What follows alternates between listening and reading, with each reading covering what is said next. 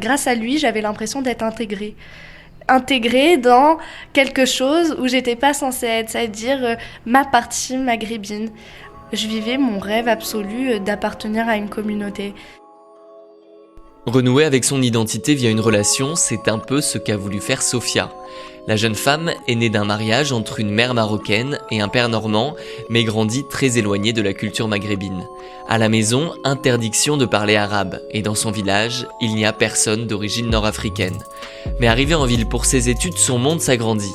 Elle rencontre un homme oranais, il conduit vite, écoute du rail et s'énerve facilement. Sophia, elle, a les yeux qui brillent. Avec lui, elle pense mieux comprendre qui elle est et d'où elle vient. C'est sa première aventure. Attention, cet épisode contient des récits de violence conjugale. Je m'appelle Sophia, j'ai 23 ans et j'habite à Marseille. Donc ma mère, elle a immigré dans les années 2000 et elle m'a accouchée en France, à Paris. Et après, elle est restée avec mon père, mais très très peu de temps. Et je les ai jamais connus ensemble. Mon père, donc un Normand, français, etc., il était dans l'idée qu'il fallait vraiment s'intégrer. J'ai jamais appris l'arabe, je mangeais du porc quand j'étais petite avec lui. Et en fait, il comprenait pas l'intérêt de ça, alors que j'étais en France et que voilà, en fait, c'était un petit peu l'idée de se dire, ma mère, elle est venue en France pour m'offrir une meilleure vie en me donnant cette nationalité, etc. Pourquoi je vais me retourner vers le Maroc? Et à contrario, quand je venais le week-end chez ma mère, donc un week-end sur deux, c'était radicalement différent. Il y avait des assiettes complètes de couscous tous les week-ends. Je mangeais quand je voulais, etc. Et c'était une culture que je connaissais pas du tout. Et j'ai appris à la connaître que en venant chez ma mère vers mes 12-13 ans, quand j'ai quitté mon père pour aller chez ma mère à temps plein. C'est pas un travail, mais à temps plein. C'était du rail, mais à des 4h du matin, à fond, la police qui venait, ma mère, elle s'en fichait. Elle avait encore la mentalité du Maroc. Pour elle, c'était comme ça et pas autrement.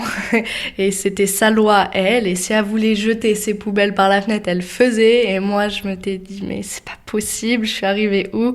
Et là, c'était un petit peu un choc pour moi parce que je connaissais vraiment pas cette culture et j'ai commencé à la haïr. Après, au lycée, donc j'ai rencontré quelqu'un, un ami, qui était maghrébin, algérien d'Oran. C'était la première fois que je voyais un autre maghrébin de ma vie, dans ma scolarité et dans ma vie personnelle. Et on a trop accroché tous les deux, on est devenus mais vraiment amis. Et là, j'ai commencé à rencontrer et à découvrir une culture qui était la mienne, qui faisait partie de moi, mais pas de façon péjorative. Et en plus de ça, il parlait arabe, donc c'était étonnant pour moi. Et donc après le lycée, j'ai pris mon indépendance et mon appartement et j'ai quitté notre petit village, notre petite ville pour aller dans une plus grande ville de la région. Et en arrivant dans cette grande ville, je voyais des Maghrébins partout, des Kabyles, des Oranais, des gens de Marrakech, etc. Et c'était de la folie pour moi. En bas de chez moi, il y avait des voitures qui mettaient du rail à fond. C'était incroyable. J'adorais ça. Et moi-même, je commençais à pencher de l'autre côté. En quelque sorte, en fait, je refoulais l'autre partie occidentale et je voulais plus en entendre parler. Et c'était fou. C'était ma première année de fac, l'été arrive et donc il me fallait un job en fait, c'était nécessaire. Et j'ai cherché partout dans cette grande ville, j'ai pas trouvé. Je vais chez ma mère et on décide de faire le tour des rues avec mon CV. Franchement, je cherchais tout et n'importe quoi, je m'en fichais. Et à un moment, on passe devant un fast-food et elle me dit « Vas-y, essaye ». C'était tout nouveau, ça venait d'ouvrir. Et je lui dis non, je le sentais pas. Je disais non, je peux faire quoi? Je sais pas cuisiner. La plonge, ok, mais est-ce qu'ils vont vraiment me prendre pour de la plonge? Et j'ai mon permis, mais c'est que très récemment. Et est-ce que je suis en confiance de conduire et de livrer, quoi? Elle me dit vas-y, rentre, on sait jamais. Et en plus, c'est des Algériens. Argument choc. Donc j'y vais, je rentre, je me présente, je montre mon CV donc à ce patron-là qui était à l'accueil à ce moment-là.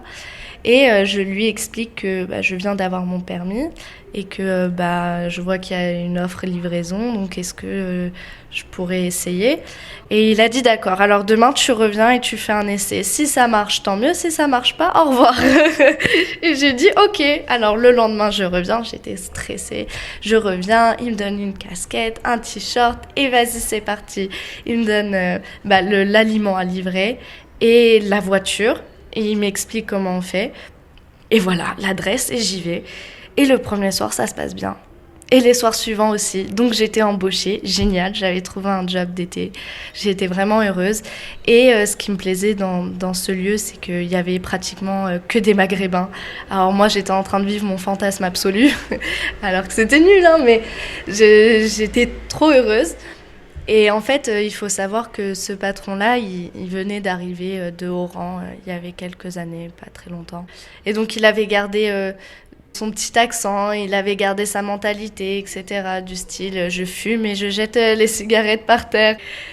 En temps normal, ça m'aurait révolté, mais tout ce qu'il faisait, j'adorais parce que c'était un Oranais et un Algérien. Et donc, ça répondait à toute ma quête identitaire un petit peu.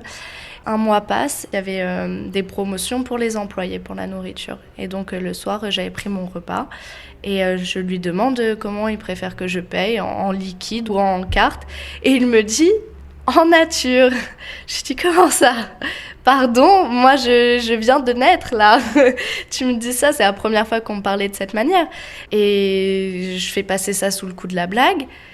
Et on rigole, mais après il repart et le lendemain il m'a dit « T'as réfléchi à ma proposition ?» J'ai dit « Mais non, tu rigoles ou quoi ?»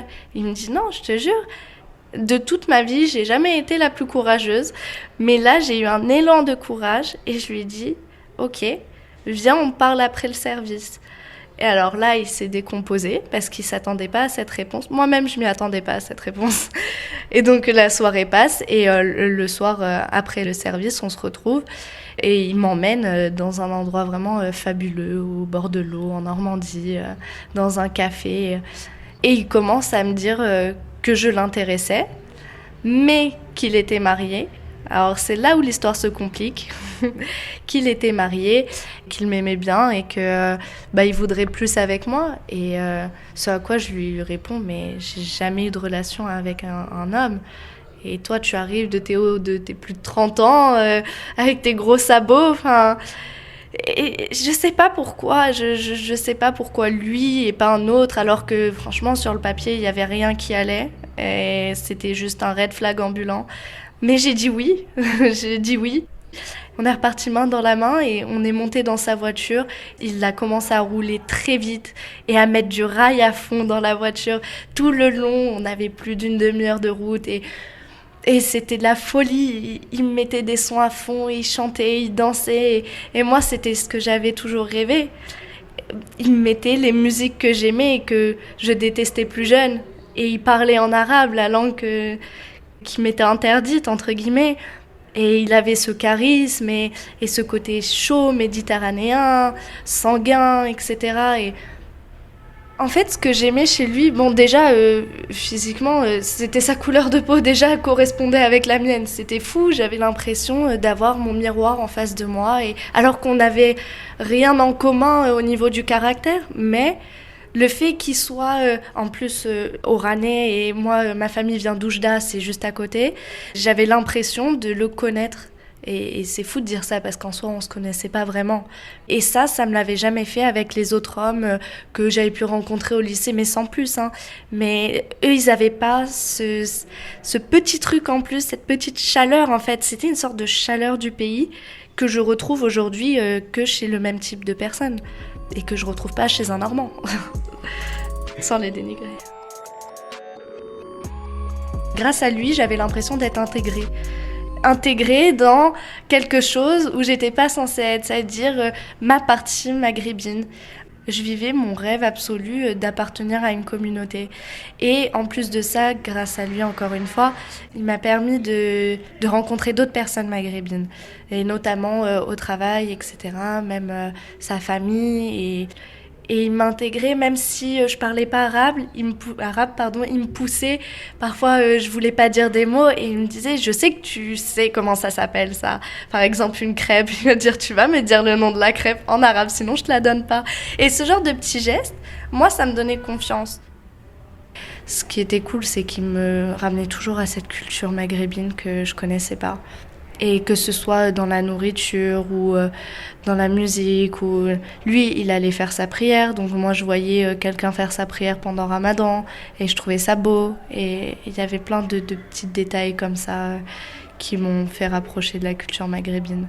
Mais ce qui m'a le plus touchée, je dirais que c'était la musique et la langue. Ça m'a beaucoup marqué, la musique. J'avais une image péjorative de la musique, dans le sens où c'était ma mère, quand j'étais plus jeune, qui mettait ses cassettes, c'était encore des cassettes, qui mettait ses cassettes à fond, jusqu'à ce que la police arrive et que je puisse pas dormir, etc. Et donc je détestais ça, je comprenais pas, Shabazahouania, tout ça, à me casser la tête.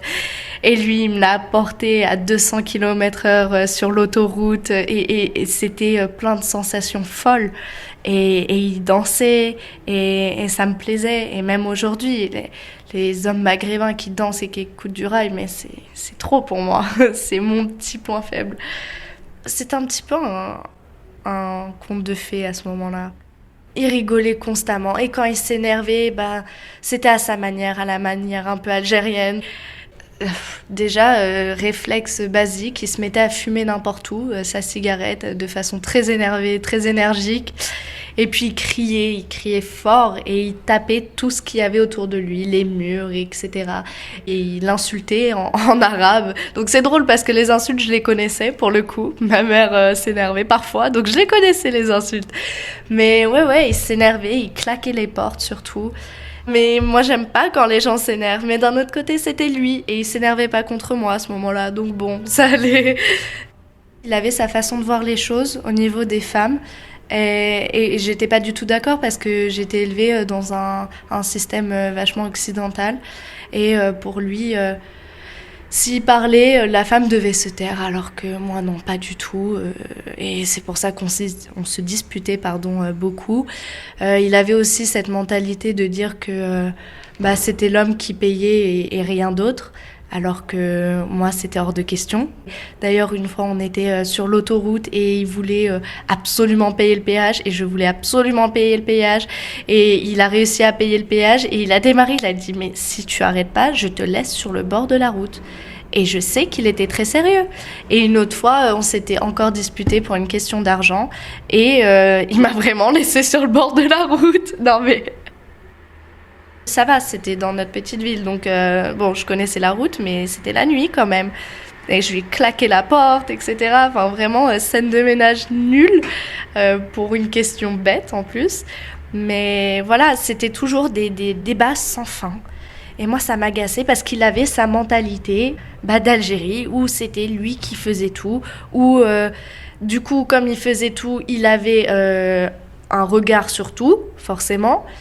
Et pour moi, c'était même pas envisageable. Mais lui, j'ai l'impression que c'est un cliché ambulant. Et en fait, il était vachement sanguin. Un soir, il y avait des clients qui avaient fait une fausse commande. Et encore une fois, c'était pas son soir. Et sauf que c'était une fausse commande dans le sens où la personne allait livrer la nourriture, sauf que c'était une sorte de guet-apens pour prendre le moyen de locomotion. La personne revient malgré tout, elle arrive à revenir et elle explique ça en arrivant dans le restaurant, en panique et tout. Et en fait, lui, il avait ce don d'écouter que la moitié des phrases et de s'énerver sur la suite. Donc il a juste entendu tentative d'enlever le véhicule et ils m'ont menacé. Il est monté chercher une petite mallette.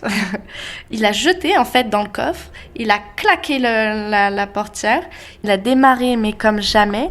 Alors que moi j'essayais de le retenir à ce moment-là. Je lui disais mais tu vas où? C'est quoi? Etc. Et il a dit non, laisse-moi. Et il commençait à s'énerver sur moi. J'ai dit ok, il n'y a pas de problème. Fais tes affaires. Donc il part. Et je demande à l'un de ses collègues très proches, je lui dis mais il avait quoi dans cette mallette? Il m'a dit un flingue. mais attends, on est en France là, comment ça, un flingue? Il me dit oui, mais tu comprends, c'est normal quand t'as un business comme ça, il faut être protégé et tout. Non, pas du tout, je comprends pas.